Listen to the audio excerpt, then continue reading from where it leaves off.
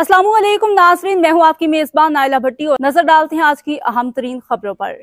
मंगूपी town के इलाके माई गाड़ी में सालाना उर्स की पुरवकार तकरीब का शानदार इनकाद किया गया, जिसमें चेयरमैन मंगूपी टाउन हाजी नवाज अली ब्रोही ने खसूसी शिरकत की। इस रूहानी सकाफती और रवायती तकरीब में सिंध बलोचिस्तान समेत मुल्क भर से ज़ायरीन की बड़ी तादाद ने शिरकत की, जिससे इलाके में खुशी और अकीदत का माहौल देखने में आया।